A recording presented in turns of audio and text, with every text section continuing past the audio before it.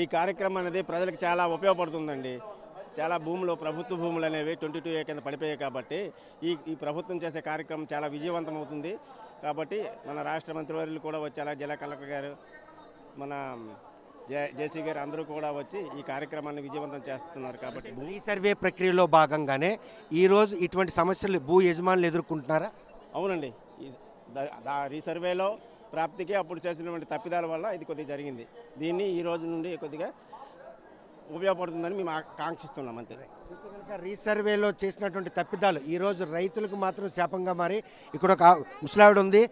అసలు ఎందుకమ్మా ఇక్కడికి వచ్చినావు? నీకే కష్టం వచ్చింది? నాకు మా భూమి దేవుడి తాలూకి వేస్తున్నాను. 9 సెంట్ల భూమి అయిపోయి సంవత్సరం అయింది తిరుగుతున్నాను. అది నాకు కావడం లేదు. అంటే నీకు ఎంత భూమి ఉండేది? ఈరోజు నీకు భూమి కూడా లేదు, అదేవిధంగా రైతు భరోసా కూడా రాని పరిస్థితి ఎందుకు వచ్చింది? అదే భూమి నుండే 9 సెంట్ల భూమి దేవాలయంకి వెళ్ళిపోయిందనే రైతు భరోసా రావడం లేదు.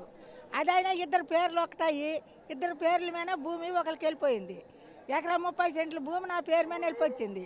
ఆ పేరు నాది కాదు, ఇంత భూమి నాది లేదు. పేరు అయితే నాది కానీ ఫోటో అయితే నాది కానీ ఇంత భూమి నాకు లేదు అనుకుని అంతే నాకడ బొక్కు తీసుకున్నాను. నీకు ఎంత భూమి ఉండేది? నీకు అంత భూమి ఎలాగొచ్చింది? అదే నాకు 25 సెంట్ల భూమి ఉండేది. ఇప్పుడు 80 సెంట్ల భూమి వచ్చినది. నా భూమి నా పేరుకి రాదు.